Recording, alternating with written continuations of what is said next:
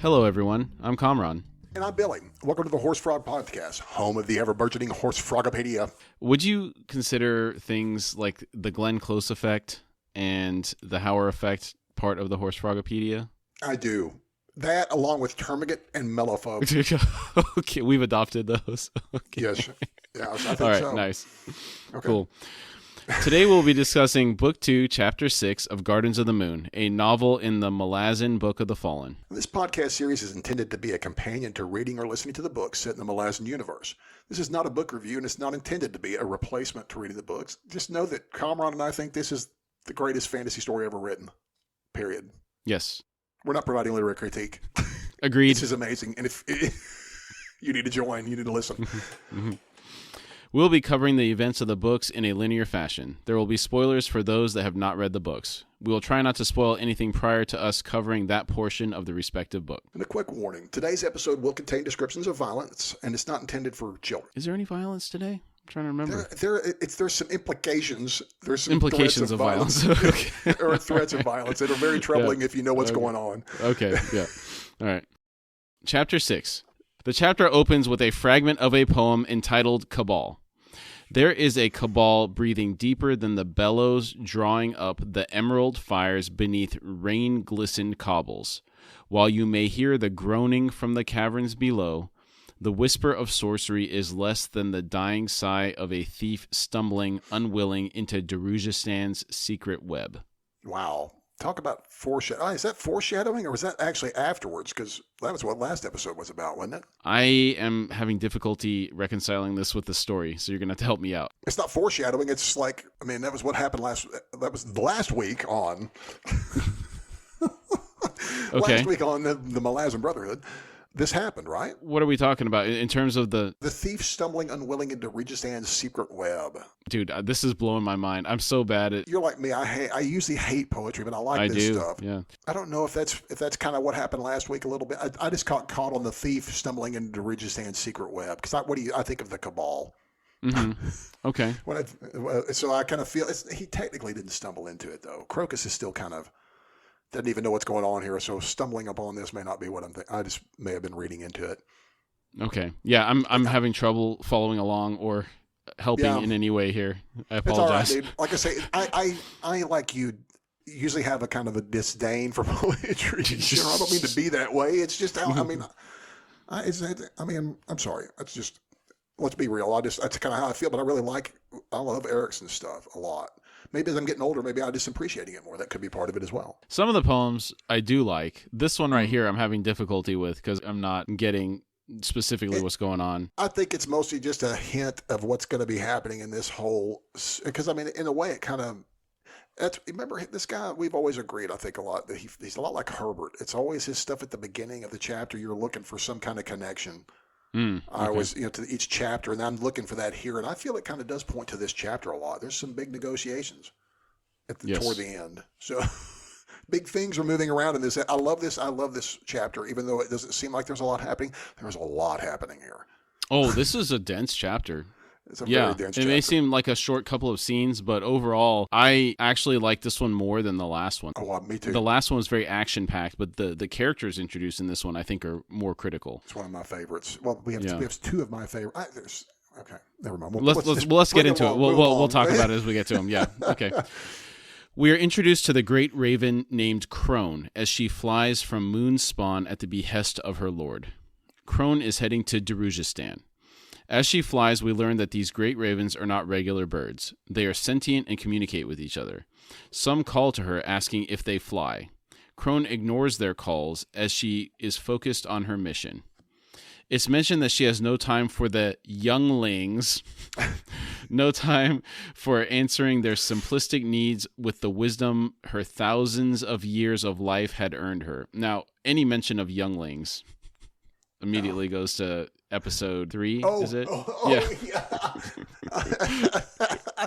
I should have spotted that better because I just went through that stuff here recently. Yeah, so I get derailed. Hey, I finally finished it, by the way. Okay. That's okay.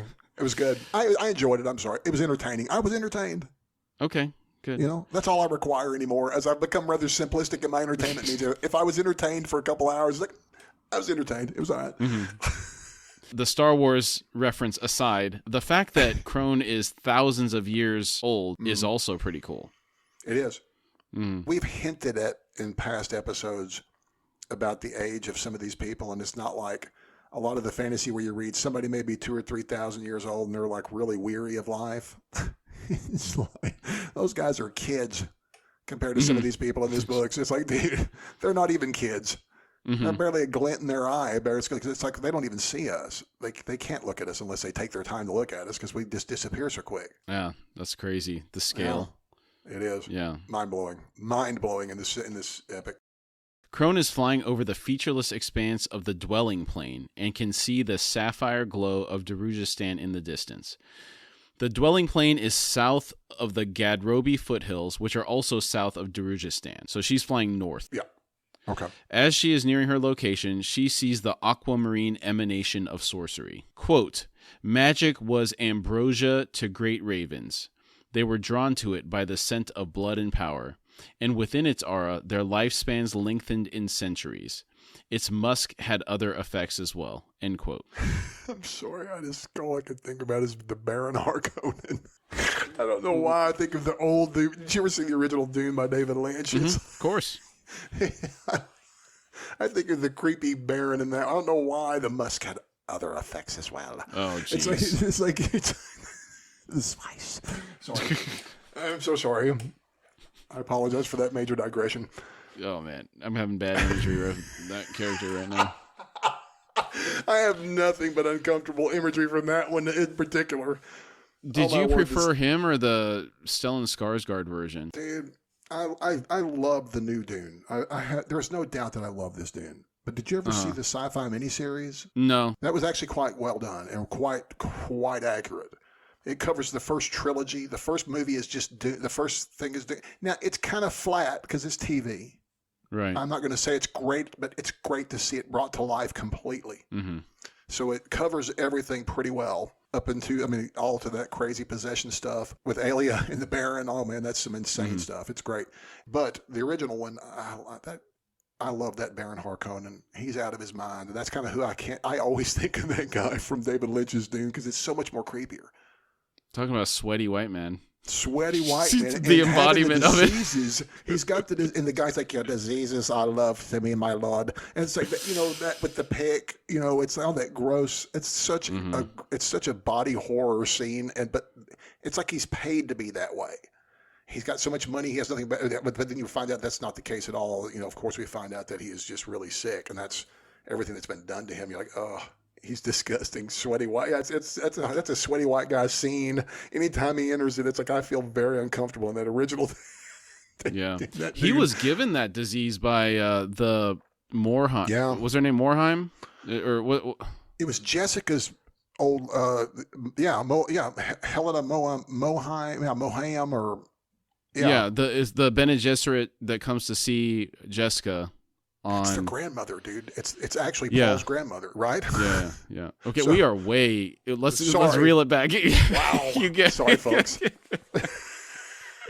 Another great series, Dune, folks. Listen to Dune. Yeah, we're gonna get there eventually. I think we're gonna maybe do that one after this. Okay. In 6 years, 5 days, and counting. Whatever. Yeah. All right. Counting. Move along, sir. That was great. Sorry about it. Krone finds her target since her lord had imparted to her a thorough description of the magical signature she must find. There's mention that there is a profusion of protective sorcery around this location. I thought it was cool that she's seeing the sorcery as aquamarine emanations. That was kind of neat. I love when they introduce every new race, and I would consider the Great Ravens a race. The species race, yeah. A species. That they're not super active, but they are important. Oh yeah, kind of players. So they're I don't know if they're everything. But they're intriguing, and so I like the introduction to. Well, we have a couple introductions here. We have like 3 introductions that I love, if not 4. We cut to a very in-depth description of the area from the Gadrobi district's harbor up to the 4th and highest tier of the city, ultimately to end up at the gate leading to a park near High Gallows Hill. The gate is named Despot's Barbican and leads into the park. Now, just a quick aside, folks, you will be learning a bunch of throwaway technology terms for building features. It's okay. We love Erikson for his description. He has the best description of all, but he does. I had to learn some things. Yeah, that's what's helpful about reading it on Kindle is you can absolutely highlight the word and look it up immediately. And just to add a little context from his perspective, he feels that sci-fi and high fantasy are harder to write for because when you write something in the real world at a location that is known, you have to describe it less. But in this world, he has to describe everything because otherwise you have nothing to compare it to. I didn't even think about that. Yeah. So he said that in one of his interviews. So I see that perspective. So that's a lot of why he goes into so much description of the environment or the buildings and the cities is to paint the picture in your mind. And I get it too, because this is one of the very few places capture my worlds in particular, capture my imagination, because a lot of them kind of run together. Fantasy worlds, let's just be honest. Some of them kind of, in certain parts, can kind of lean on each other, but his is so, I don't know, it's just so much more. The in-depthness of it does add a lot to me, and I agree with what you just said. It's like, that explains a lot too. Mm-hmm. It's like, and I've enjoyed each read. Like, again, every time we reread it, it's like, wow, I get a better picture each time. Yeah, and now that I'm reading into it more, it's definitely bringing more out as well. Yeah, yeah. Despot's Barbican is the last remaining remnant of the castle that once commanded Majesty Hill. It is mentioned that the days of kings have long since ended in Darujistan. We are introduced to a city watch guard and a councilman, Turban Orr, who is clandestinely meeting another individual in the dead hour of the night. He has met people here many times over the past year. The guard notes that Turban Orr appears to pay him little, if any, attention, even though he is here every time Orr comes here. Orr appears to be an impatient man. He's foppishly dressed. His hand rests upon his dueling sword, the index finger tapping in time with the boot clicks on the pommel of his sword. It's revealed that the guard has had duty on this beat for 6 years and knows Despot's Barbican well, becoming very familiar with the very stonework of the place he guards. He has made a vow to protect the city the only way he knows how. He became a spy. He reveals his name to us as Circle Breaker. That's a cool spy name, by the way. Yeah, I dig that. Both he and Orr are awaiting a third person. Orr is complaining about the third person's tardiness. Orr and the unnamed third party would usually, on these occasions, walk and talk, and by the time they returned, Circle Breaker would be on his way to deliver his message per his instructions. Circle Breaker is contemplating the hope of surviving the civil war he feels the city is about to plunge into, never mind the Malazan threat on the horizon. One thing I really appreciate, I think this kind of restoked my interest when we mentioned Dune earlier, was that all that palace intrigue stuff, a lot of times that in books I've read with that, sometimes it doesn't do it justice. I like his intrigue on these novels. You know, he builds, again, his layering. Of course, it comes from him being an archaeologist, whatever, anthropologist. He layers it up on the layer, but it makes great sense, and I love how he builds his intrigue. It's intriguing. So, yeah, the councilmen or nobles or priests or whatever person that's involved in this intrigue, he does a good job of having villains. Yeah. Yeah, like kind of mixed in with this, like these really ruthless individuals that will stop at nothing to get what they want. The scene changes to High Alchemist Baruch as he is reading a parchment note that is the latest delivered from a series over the past year. Quick summary of the description of Baruch. He has a deceptively sleepy gaze. He has plump hands. When he sits in his chair, he's moving his bulk around. And it's odd that I never pictured him as heavyset before. And I guess I kind of glossed over the detail, or I simply forgot about it. See, I think I'm like you. I tend to gloss over a lot of things that are. It's great to come around, like you said, and look deeper, because these are things I didn't think about either. And I'm also assuming that this is the missive from Circle Breaker. Yes, the notes that have been coming have been those from Circle Breaker. Yes. Wow. Okay. Recognizing the pattern from the delivery of the missive, Baruch has dispatched messengers into the city. The contents of the note demanded action, and Baruch was one of the few in the city capable of acting on it. The note explains that Orr had met with another councilman. The note reads, quote, Councilman Turban Orr walks in the garden with Councilman Feder. I remain known only as Circle Breaker, a servant of the eel, whose interests coincide with your own, end quote. Baruch feels the temptation to use sorcery to find out the identity of Circle Breaker. Though not the eel. The eel seems unfindable. Baruch thinks that he will continue to honor Circle Breaker's identity, though Circle Breaker knows more about Baruch than Baruch knows of him. Additionally, Baruch thinks there is a possible gathering of ascendants, and that such a gathering is a fell thing. It is becoming increasingly difficult to move in the defense of the city without being seen. He wonders if the eel is using him, and oddly isn't that concerned about the possibility due to the quality of the information that had been sent to him already. And I like how we learn in these books about these gathering of ascendants. These convergences are great, dude. Most certainly.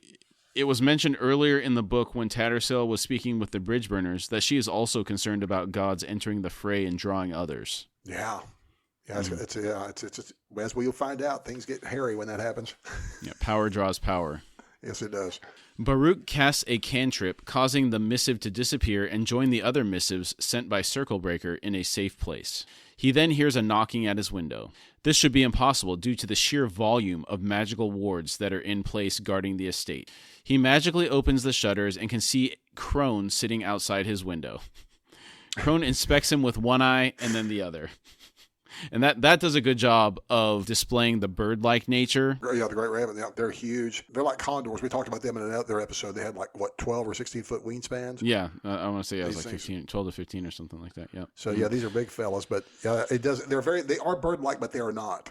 They're sentient, though. My parents have parrots, and so watching birds, they do that thing because their eyes are on the side of their head, right? Where they'll inspect you with one eye, and then they'll flip to the other side, and it just really invokes that imagery for me. A very bird-like description. Krone pushes against the window with her ridged chest, causing the pane to bulge and then shatter. Baruch raises his warn, and Krone says, "Don't waste your breath." She notes that Baruch has called his guards and that he won't need them, then asks if he has any food. Let me invite myself in and ask for food after I just breach your defenses. Great.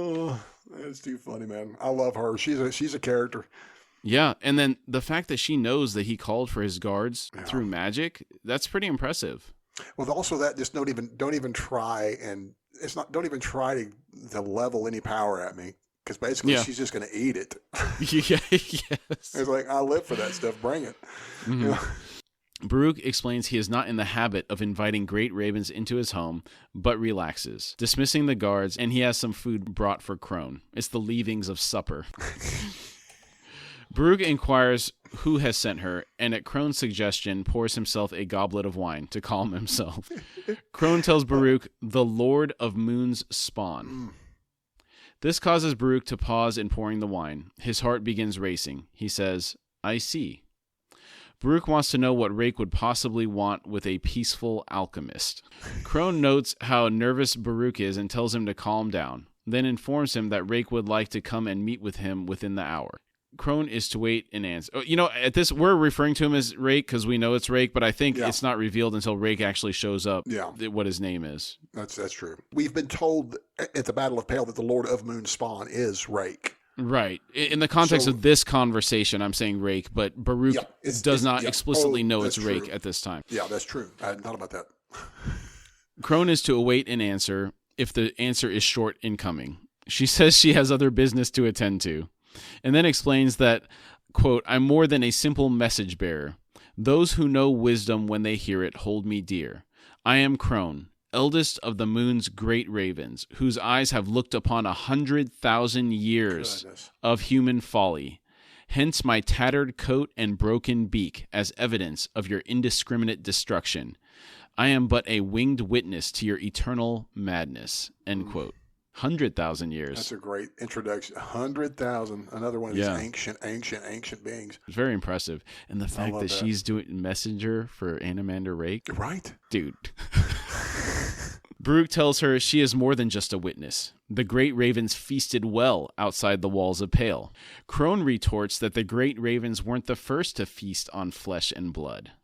The words sting Baruch, and he mutters a spell that repairs his window, kind of as he's mulling over what she said. Right. Baruch asks Krone if her lord will easily disdain my wards as you did. Krone assures Baruch that her lord is possessed of honor and courtesy and asks if she should call him. Baruch tells her to do so. An avenue will be provided for Rake's passage. There is a knock at the door. Roald, Baruch's personal servant, enters and explains that someone is here to speak with Baruch. Krone tells Baruch the visitor is a mundane visitor whose thoughts are thick with greed and treachery. There is a demon on his shoulder named Ambition. I love that description. Yeah. Baruch asks Roald who the visitor is and is informed it's Councilman Turbin Orr. Krone tells Baruch that she wishes to stay here for this discussion if you would seek my counsel. Baruch says, please stay, and yes, I would. Krone tells Baruch she will appear as no more than a pet dog to Turbin Orr. Baruch finds he's beginning to like the mangy old witch of a bird. One thing I do appreciate about these books, and this is the only books I've ever seen that have done this, have listed the dramatis persona, the cast of characters. And, we know from that Baruch is a member of this cabal, whatever this cabal is. The Torud Cabal. Yeah, I like that. We are taken to another estate. What is this, location 3 for the evening? Yeah. It's jumping around. A man named Ralik Nam is on the wall outside this estate. Love Ralik Nam. Well, I'll mention it later again. We'll get back into it. Yep. He can see 2 figures through curtains. He has been here 5 nights in a row watching the Lady Simtal. She has had a new man at her house every night that Ralik Nam has been watching her. 2 of the lovers are city councilmen. Ralik sees a man come onto the balcony. His name is Councilman Lim. Ralik readies a crossbow with a poisoned quarrel. Ralik sees Lady Simtal come onto the balcony to join the councilmen. Lady Simtal is apparently a stunningly beautiful woman, and Ralik thinks that it's no wonder there's no shortage of lovers for that one. He hears the continuation of a conversation that had begun inside. Lady Simtal asks, why the alchemist? He's just a fat old man smelling of sulfur and brimstone, hardly suggestive of political power. Councilman Lim says, your naivete is a charm, lady, a charm. Lady Simtal steps back and crosses her arms. She sharply says, educate me then. She's a little bit intimidating. No. Lim explains all that is a facade. Lim has sources among the magery. It appears that most of the mages in the city fear the alchemist, and they name him by a title that alone suggests a secret cabal of some sort. No. He concludes that a gathering of sorcerers is a fell thing. Ralik is becoming agitated listening to these 2 talk about politics. He thinks to himself, quote, the bitch spreads her legs to the council, offering a vice few can ignore, end quote. Ralik is here to kill, not a guild contract. This is a personal vendetta. He observes that Simtal has been gathering power to herself, and he seems to think he knows why. Quote, the ghosts of betrayal would not leave her alone, end quote. Ralik reminds himself to be patient. Simtal has spent 2 years living off stolen riches. The crime she had committed had not been against Ralik, but unlike her victim, Ralik had no pride to halt vengeance. Again, he reminds himself to be patient as he sights down his crossbow. The reward is but moments away. We are taken back to Baruch's estate. Turbin Orr has entered Baruch's office and comments on Baruch's fine-looking hound. This is, of course, Krone wrapped in an illusion. Orr sits down when invited by Baruch and pats Krone on the head. Baruch looks away in an attempt to avoid laughter. And this image really got me good. This 100,000-year-old being is being petted like a simple dog. And she takes it well. Yes, she does. Yes, she does. I'm really impressed with her being that patient. After some small talk, Orr gets down to business. Orr talks about the fact that the council's about to vote on a proclamation of neutrality to avoid war with the Malazan Empire. Orr is seeking the support of Darujastan's sorcerers. Krone mutters to Baruch that Orr now hunts in earnest. Orr looks at the dog. Baruch explains the dog has a bad leg and for Orr to pay it no mind. I love how strong Krone is. She's just chilling out, eating and listening to this conversation. She's even given the advice to Baruch, and he's no slouch in the brains department either. And all the while, Turbin Orr only sees a dog that appears to be old and whining due to age. infirmity. Yeah. I really like how she's over here talking smack about Orr the whole time, and it just sounds like a whining dog. It's so funny. It's really great. It's got to be hard for Orr to sit there with a straight face. I'm not Orr, but for Baruch to sit there with a straight face. Yeah. Baruch says the sorcerers in this town, for the most part, are a spiteful, rabid collection of humanity. Tell us how you feel. Some are so lost in research that they won't be bothered by anything. Orr points out that the council is aware of Baruch's eminence among the city's mages. Baruch's word alone would bring others. Baruch says that even if this were true, what possible reason would I support such a willfully ignorant position as yours? A proclamation of neutrality? Might as well whistle against the wind, councilman. What purpose would it serve? I love it, dude. Tell us how you really feel, Baruch. It's like that's a pretty stiff insult, isn't it? Yeah, it's definitely drawing a clear line, and it's very bold. Just outright putting that position out there. Well, it also kind of shows which way where the power is in this town. It's like there's a council, but apparently the council has to come and kiss these guys' ring. Yeah. I'm thinking that's how it kind of feels with him being there. Well, maybe not. Maybe he just wants to win him. Yeah, they have a suspicion that he's kind of in power, but I think the councilmen are so arrogant that they really think that they're running things, but really behind the scenes, the alchemists are making it happen. It's the guy behind the guy. Behind the guy. That's who these guys are. Well said. Well said. Orr tries to play this off and asks Baruch if he wished to share the same fate as the Wizards of Pale. Orr reveals that the Wizards of Pale were assassinated by an Empire Claw. Baruch tells Orr his information contradicts Baruch's, then instantly regrets displaying he has access to more information. Krone says to Baruch that they are both wrong. Orr says, perhaps it might profit us both to share our information. Baruch says, quote, unlikely. Throwing the threat of empire at me implies what? That if the proclamation is voted down, the city's sorcerers will all die at the Empire's hand. But if it wins, you're free to opening the gates to the Malazans in peaceful coexistence. And in such a scenario, the city's magery lives on, end quote. You know, a funny thing for me here is that when I hear especially Turban Orr speak, I always think of the Audible books, and Ralph Lizard does this kind of James Mason-esque kind of with perhaps it might profit us both to share our information. That's like, that's all I could ever hear is that Turban Orr, like what is with the James Mason dude? I don't know how he does it. The choice he makes for Kalam's voice doesn't suit me. Yeah, it's very high pitched, and I see him. He's this big burly. Hey, they strong. say he's a big bear of a man. Yeah, he's a bear of a man. You would expect a deep voice, almost like... No, a deep voice. Okay, so what is that actor's name? Michael... Oh, Michael Duncan. Clark Duncan. Michael Clark Duncan, yes. Yeah. Yeah. That's the voice that I hear coming from Kalam. Yeah. I get you. Yeah, I agree. I agree. This deep rumble from this bear of a man, and not...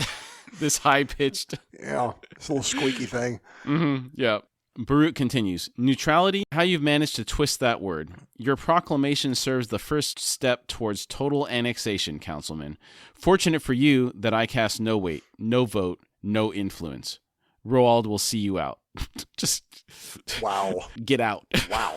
Yeah, I've had enough of you. Orr is furious. He says the council could remove any considerations for the magery. Krone tells Baruch that Orr is acting too bold and that Baruch should push Orr to see what else he will reveal. Baruch says, one may only hope that your vote fails to win the day. Orr reveals that they have reached a majority this very night by one vote. Krone mockingly says it may not be good to say such things on this night of all nights. Wow. She thinks she hears a coin spinning in the distance, and she can detect a tremble of power coming from somewhere in the city, and it causes her to shiver. Wow. Back to Ralik Nam. Ralik Nam is there to kill Lady Simtal. No more indolence for her. The end of luxuries comes this night. The two figures on the balcony move to walk inside. All of a sudden, a whirring, spinning sound fills Ralik's head. Suddenly, his plan is shifted into something more elaborate. All this had happened between breaths. Ralik was here initially to kill Lady Simtal for a past wrong. He changes his target and kills Councilman Lim. Lady Simtal screams and the guards begin running to her. Rallick wastes no time and leaves the scene in a most assassin-like maneuver. He rolls off this shelf that he's on and lands cat-like in an alley and just kind of... Rallick, man. I love that guy. Rallick's decided that there will be no quick demise for Lady Simtal. This will be fun. Uh-oh. She will have a difficult time explaining a dead councilman on her bedroom balcony. Lim's wife would have something to say about this. He also thinks that it won't be easy. Lady Simtal is no slouch in the intrigue game. I just love how it just falls into his lap like that. You know, like, I'm assuming the spinning coin is always representative of a pawn, I'm assuming. So was he nudged that way? He was. Just totally hardly. It's like, here's a new plan for you, buddy. And it's like... His mind was incepted. Yeah. With a... I mean, to be fair, the idea is really good. You know, instead of just outright killing her, it's definitely a much better outcome. It fed on what he already had and kind of used his in a more elaborate, you know, it's just like, you know, you would have thought of this if you give enough time. Mm-hmm. You know, when I say it's a better outcome, a lot of people have to die to get to that outcome. So I don't know if it's necessarily a better outcome. Hey, I'll tell you what, it surely makes for a dadgum good story. That's for sure. It does. It's very entertaining. I'll tell you that much. Yeah. Yeah, we get this awesome series because of that nudge. Yeah. Got the pull on this one. Yep. Reminder, the pull is pulling someone back from the cliff edge. Yes. Pushing is pushing them over the cliff edge. So pull is good luck. We're going to keep hammering down on that concept. Yep. As Rallick leaves, he starts to form a plan to take care of Lady Simtal. As he makes his way to the Phoenix Inn, he is thinking, there will be more blood, but in the end she'll fall, and with that fall, an old friend will rise. As Rallick approaches the inn, a figure reveals himself to Rallick, and motions for Rallick to follow. The new arrival is Rallick's clan leader, Ocelot. Another good name. Yep. How does he come up with all these names, man? I don't know, man. He's got hundreds of them, dude, and they're all great. Yeah. Ocelot tells Rallick that his vendetta probably saved his life tonight. He asks Rallick if he has heard anything tonight, and Rallick says he's heard nothing. Ocelot explains that a war has begun on the rooftops. Someone is killing us. We lost 5 roamers in less than an hour, meaning there is more than one killer out there. Ocelot tells Rallick, we lost that bull of a man, Talo Krafar, and a clan leader.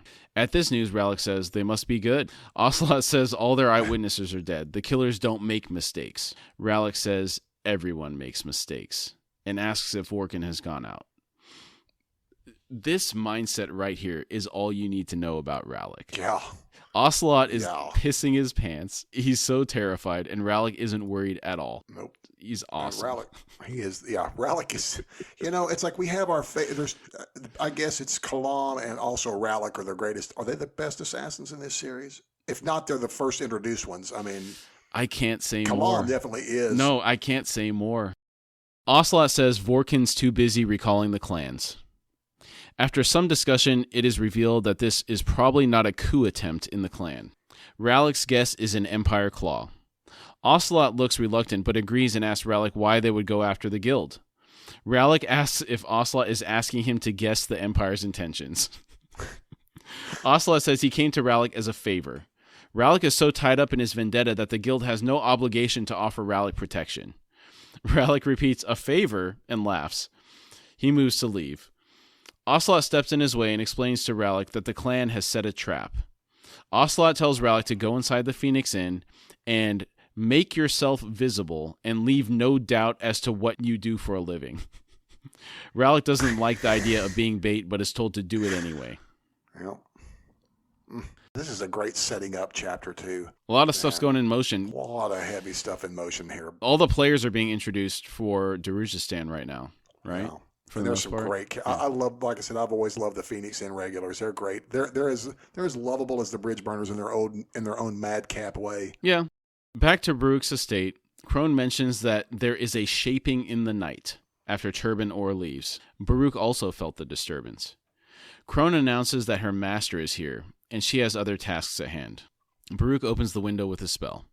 As Krone exits, she tells Baruch, I see 12 ships riding a deep harbor. 11 stand tall in flames. Baruch is surprised. He had not anticipated a prophecy. Baruch asks, and the 12th? Krone says, "On the wind, a hailstorm of sparks fill the night sky.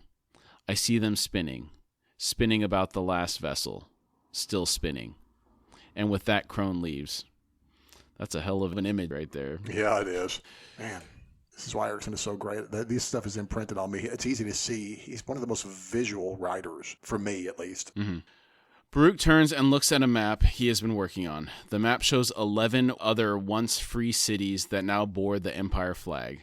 Only Darujistan remained, the 12th. All of a sudden, the walls in Baruch's study groan, as if an enormous amount of pressure is suddenly built up in Baruch's estate. The pressure is so intense that it is giving Baruch a headache. It is also making the lights dim, and then they go out. The blood pounds in his head. In the dark, Baruch can hear cracks sweeping down his walls. Dude, remind me not to invite Rake to dinner. Sounds like he brings foundation problems with him. Dude, you would invite him over, even with the foundations problems. Absolutely. Dude, to meet someone Please. Like this, come on. Yeah, I agree. Yeah. I'm sorry. I agree. I love Rake. This is some great stuff here. I just love this whole scene. As quick as the pressure built up, it goes away. A voice greets Baruch out of the darkness. "Greetings, High Alchemist. I am the Lord of Moonspawn." Baruch says the title is unnecessary, and to simply call him Baruch. Rake is at home in the darkness and asks if this will be a problem for Baruch. Baruch casts a spell to let himself see a little in the dark.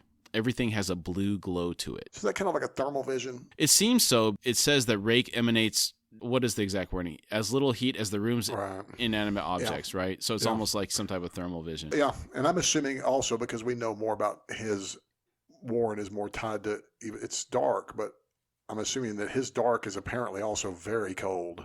Yes. Where Rake is from, or his, Baruch is able to see that Rake is a Tist Andi. Rake introduces himself and says the nearest way for humans to pronounce his name is Animander Rake. Baruch is able to put together that the Tist Andi are fighting the Empire to the north, commanded by a savage beast of a man named Caladan Brood. They had allied with the Crimson Guard, and together the two forces were decimating the Malazans.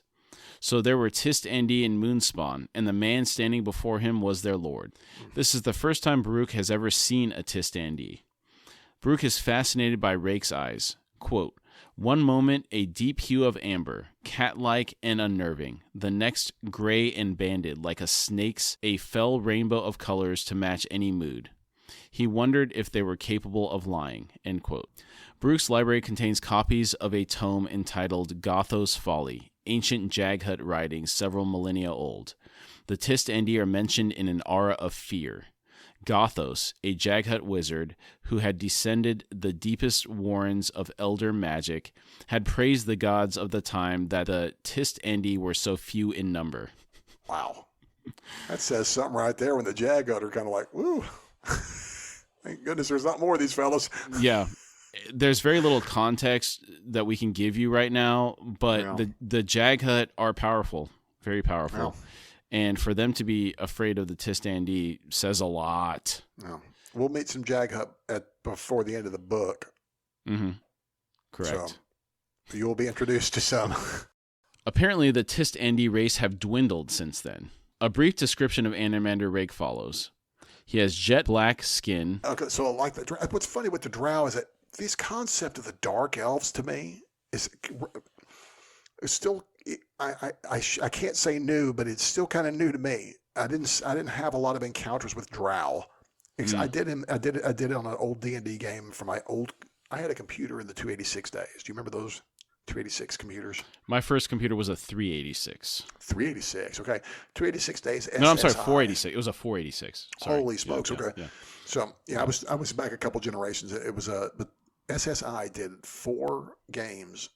From pools of darkness to pools of light to pools of radiance to pools of darkness, and they were turn-based D&D modules, and you carried your characters through all of them. But in some offshoot stuff that I did not know about, where they started introducing different classes that you seem to know more about, the mixed classes, and there's a lot of stuff that's happened in years I never really played much since the 90s.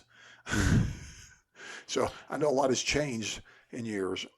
More clarification, I'm assuming too.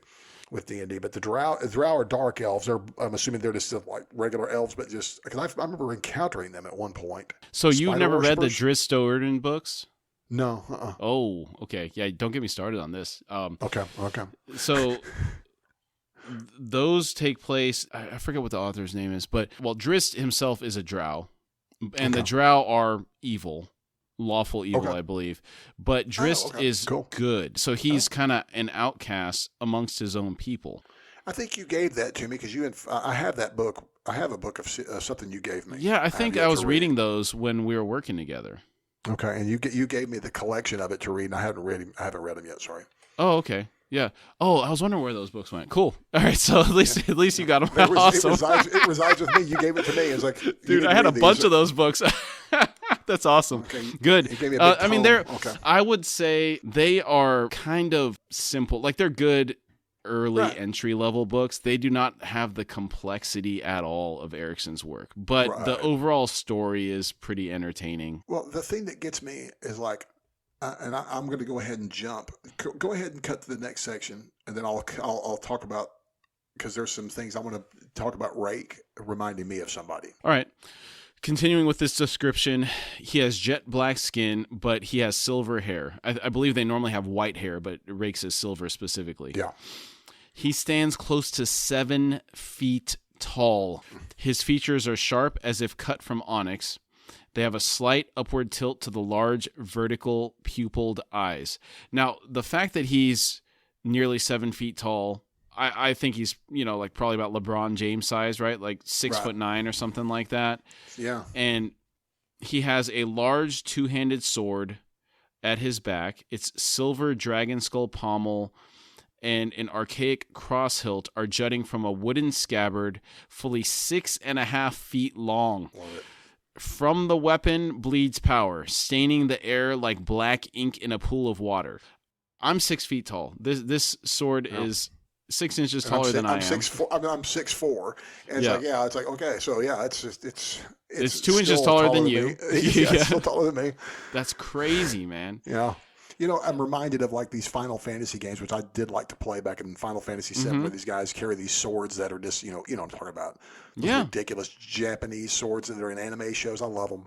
Like Sephiroth's sword is probably this long. Absolutely. Yeah. Right. And but this is where I get my. Down below, I have a picture of Elric, and I'll mention Elric later again. But the sword Stormbringer is also from Elric is a character who I see as Rake. Except that he was pale. He is supposed to be pale anyhow, but I imagine in this jet skinned version. So I already have an image of Rake, and that's my image of Rake right there. Okay, but with a larger sword because Dragnapur is more impressive, but that's kind of how I think he looks, but with the jet black skin though. Mm-hmm. So okay. I love the character of Rake because I feel like it's very much I feel like it's very much an homage in certain ways. I think the sword is for sure because I've seen magic swords before, but the soul drinking ones, that was the first time I read that stuff was in Michael Moorcock's Elric series because he was weak without his sword. He has to kill people and he gets in this berserker frenzy because the blade is actually an entity. It's a demon. And so friends of his die on his blade in berserker frenzy mode. That's pretty messed up.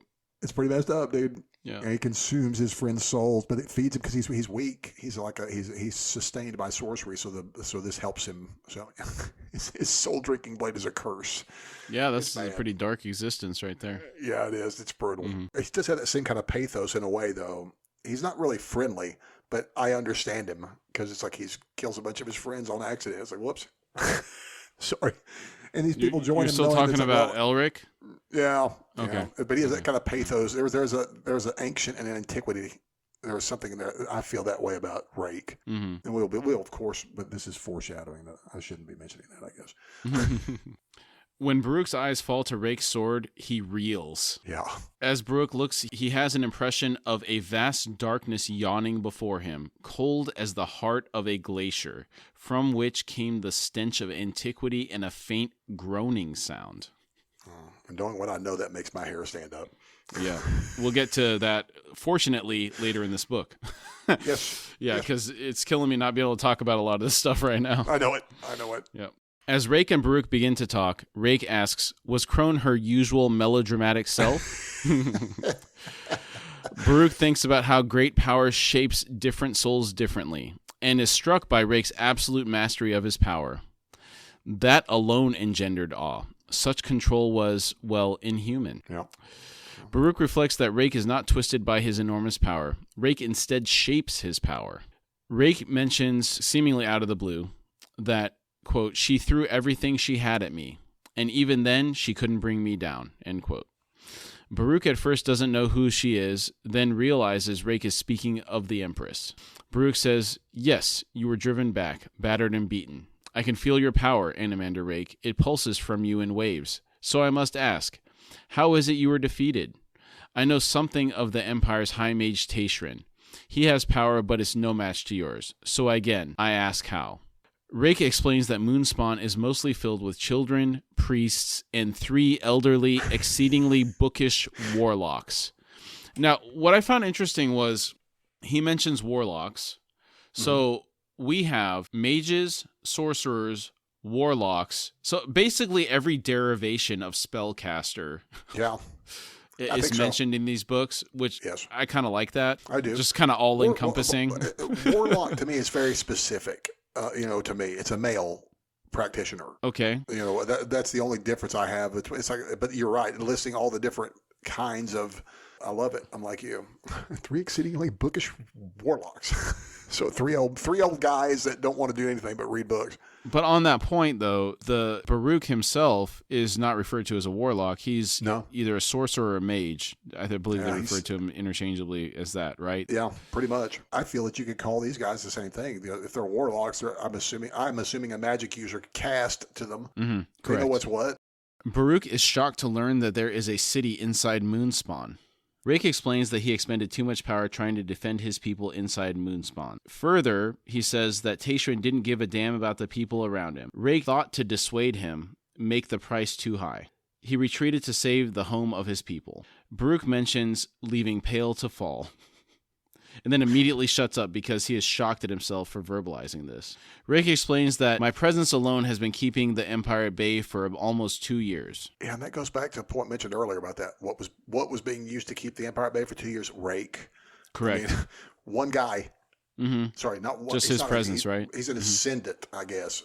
Is that what you would? Is he an ascendant? Yes, absolutely. Or is he beyond? Okay. So he is the ascendant. Isn't he the ascendant of ascendants, basically? Yeah, I would say he's an ascendant. Yeah, definitely. Yeah, okay. Baruch asks Rake why he has requested this meeting with him. Rake says he is here to form an alliance. Baruch asks, with me, personally? Rake says, no games, please, and explains that he is no fool. He is aware that the council actually doesn't control Darujhistan. Rake knows that Baruch is in a cabal, and surmises that the cabal is actually the real ruler of Darujhistan. Rake also says, I'll tell you this. For the Empress, your city is the lone pearl on this continent of mud. She wants it, and what she wants, she usually gets. Baruch reminds Rake that Rake had formed an alliance with the Wizards of Pale. And when the battle was begun in earnest, your first thought was not for the alliance you made with the city, but for the well-being of your moon. Rake wants to know who told Baruch this. Baruch explains that some of the Wizards of Pale escaped and are here in Darujhistan. Rake's eyes turn black as he hears this. He asks, they're in the city? I have to ask another question. I have it on the bottom. I'm just going to add it to every chapter we do. Questions for Steve. Okay. I hope to know him as Steve. But is this specifically a shout out to the era? Because there's a group of they're chaos worshippers called the Wizards of Pantang. Mm-hmm. And I think of the Wizards of Pale. I'm like, I love it. I love that stuff. I don't know why I see a lot. It's all cool. I like both. It doesn't matter if it's a shout out or not. I just think it's great. That we have heads full of this weird fantasy stuff, and how I see the similarities between them is great. Okay. Baruch asks why, because Rake asks whether they're in the city. Yes. Rake says, I want their heads. An icy hand grips Baruch's heart, and again he asks why. The words coming out in a gasp. Rake explains that when word spread of an Empire claw in Pale, the wizards fled.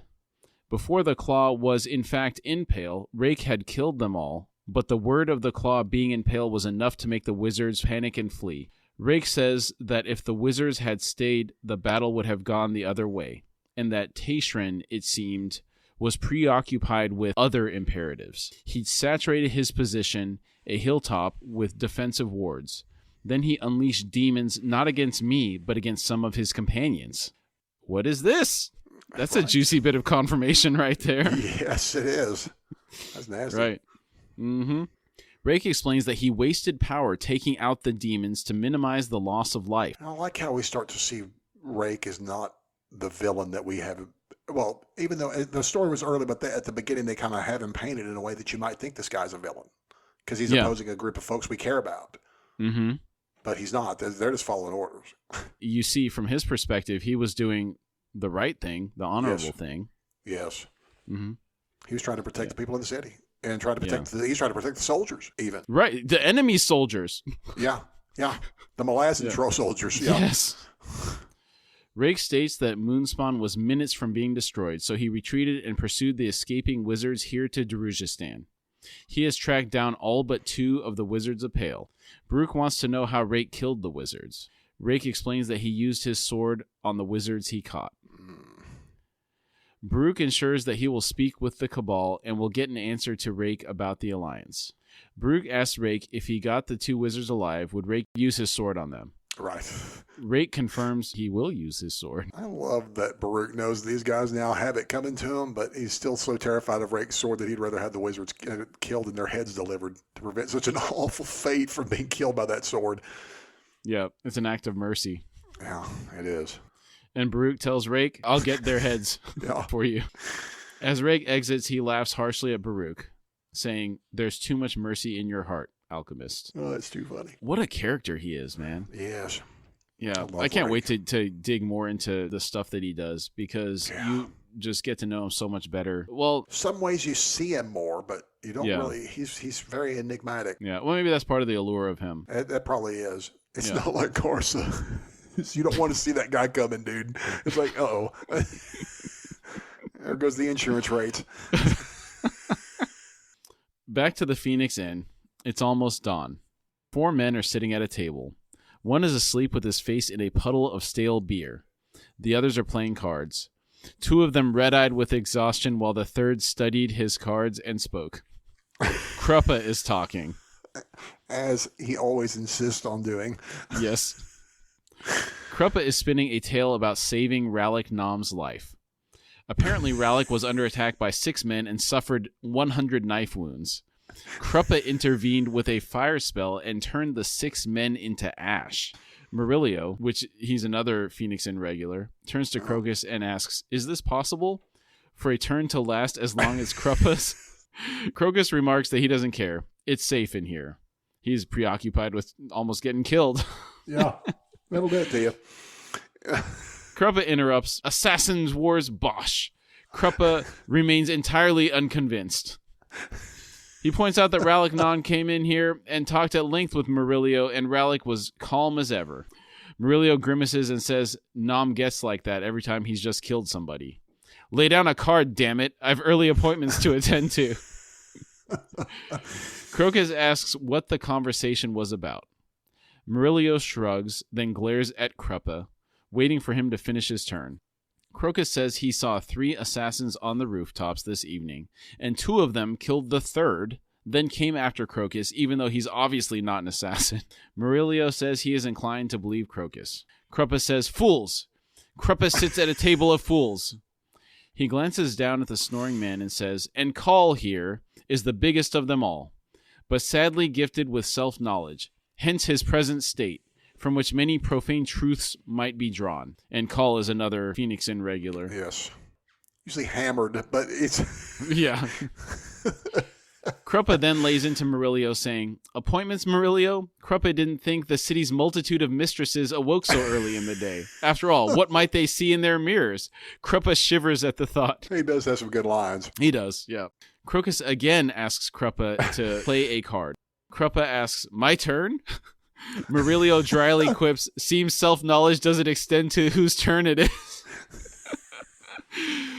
Ralik Nam enters the scene from upstairs. He has slept and freshened up for the day. He's got his hair freshly braided and he's shaved and looking all like he's spiffy. Well rested. And dressing like an assassin, apparently. Remember, because he wanted to look like it too. He's going to look the part.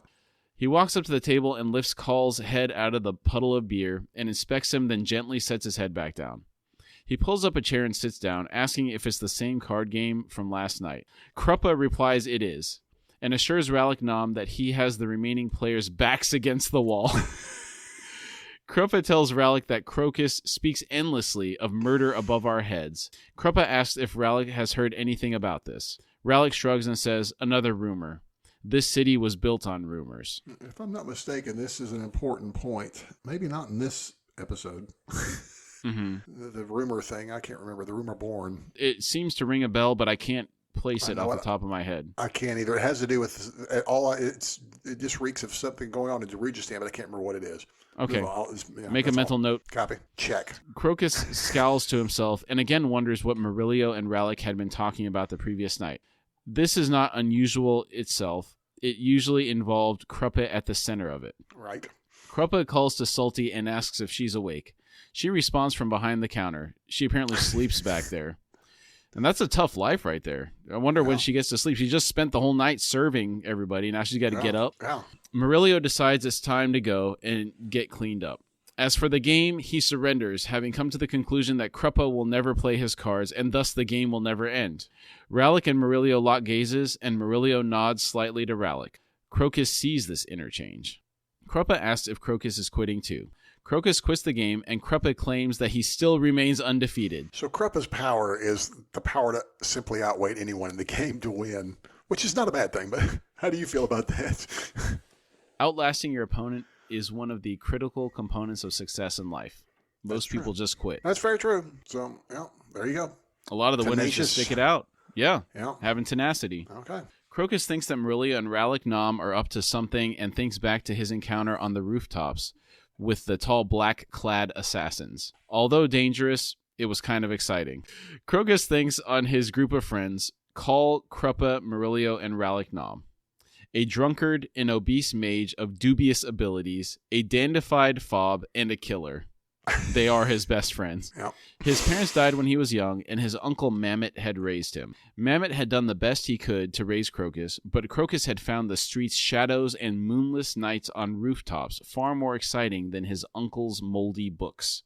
But now Crocus feels alone.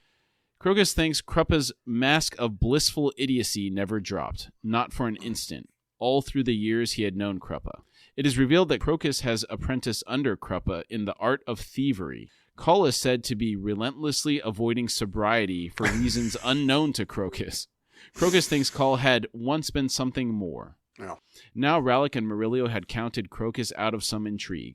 Suddenly into his head pops an image of the moonlit limbs of a sleeping maiden. He angrily shakes his head. Salty arrives with breakfast and serves Crocus first. Kruppa is offended and says he is of a mind to cast 1,000 horrible spells on rude Salty. Ralik tells him he better not. Kruppa says, of course not. A wizard of my skills would never belittle himself on a mere scullion, after all. Salty turns to him and says, scullion? Then snatches a bread husk that has been fried in butter and slaps it down on Kruppa's head. She says, don't worry. With hair like yours, nobody'd notice. That's a sharp tongue on that one. Well, you got to be if you're going to work in that industry. Yes. Kruppa takes the bread off his head and is about to drop it on the floor, then changes his mind, setting the bread on his plate. He says Kruppa is magnanimous this morning. He smiles and says, Kruppa wishes to begin his meal with some grapes, please. And thus ends Chapter 6. Standout moments. Crone turning into a dog and getting patted on the head by Baruch. Yeah. Amazing. I love that. I do love that. No, not by Baruch, by Orr. And then Baruch Orr, laughing about it. Yeah. Yeah. Mm-hmm. Yeah, that was awesome. It is great. Like I said, I'm going to agree with almost every point. It's all great. It's such a great chapter. Yeah, it was good. Yeah, and Crone in general, I enjoyed her entering the story. You know, I think this is one of the things this is where you start to see more of Erikson's sense of humor a little bit with some of the Phoenix Inn. And it feels like, again, this is, you get the real feeling from the bridge burners and the Phoenician regulars, that these are just regular folks, and he builds a really compelling story for all of these people. I'm always very satisfied. Not just them though, right? Because the patting of the crone on the head, I was laughing about that too, right? Oh yeah, that's true. There's a lot of funniness. Yeah, he's got a great sense of humor for sure, and he's able to pass that along and make me laugh, which is that doesn't normally happen. I don't normally laugh in books. Yeah, there are some things that do make me laugh, but he makes me laugh on a pretty regular basis. He also makes me cry. Oh yeah, we'll get there. Yes, we will. We'll get there. I hope I can keep it together when I know it. We'll have a while to prepare ourselves for some of these. I don't know, man. I still get emotional thinking about some of this stuff. All right. The assassination of Lim and the intro to Rallick, that was pretty cool. Like that. Absolutely. I love Rallick. He's a fave of mine. And as we've mentioned, man, assassins, baby. You got to love them in this world. Mm-hmm. Yeah. And one thing to note with that assassination, there was mention of the poisoned quarrel. Yes. That is one of his signatures, the poison. Yeah. The intro to Animander Rake, everything about that character. Absolutely. I mean, just his entry into the room, the groaning, the darkness, the pressure, it's really an incredible intro to him. And then he's soft-spoken, he's polite, but there's this edge to him. Yeah, the edge to him when he finds out that those wizards are still alive from Pale. Oh, yeah. Yeah, and you find out how strong he was, and trying to defend his enemy from those demons. I mean, dude, what a guy. Then the sword. Absolutely. We don't really get too much into the sword. We get a glimpse just by Baruch reeling from looking at it. Yeah. But we'll get more into it. As much as I really want to see about that thing, but agreed. Yeah. The verbal banter at the Phoenix Inn, oh, man, that was pretty good, too. Good stuff. I know I said he talks too much. This was an example of the stuff I do like about him. But there are times where he just rambles and rambles and rambles, and it's just like, nah, it's too much. But like stuff like this, I do enjoy. Yeah, absolutely. And I just love how he just keeps adding more and more, and you feel it building. This is, I think that's why I like this point in the book. It's like, especially for people who are just getting started, there's a lot of stuff that goes on, but for some reason, every time I do the read through, it's chapter 6 is kind of where I feel like I get my legs, It's where you start to feel like, okay, I'm kind of getting a little this, you're starting to get the feel of it a little bit more, folks. I mean, things are starting to coagulate a little bit. Yeah. Come and together. We're here to keep the systems in line. Yeah. All right, cool. Do you have any final thoughts? No, just a great chapter. Like I said, I love doing this with you every week. It's so fun to how we get to talk about our favorite book, man. It's amazing. Yeah, thank you. Good job tonight. Great job, man. All right. Thanks, everybody. Have a good night. Thanks, See you next week. Take care. Peace. We thank you all for joining us today.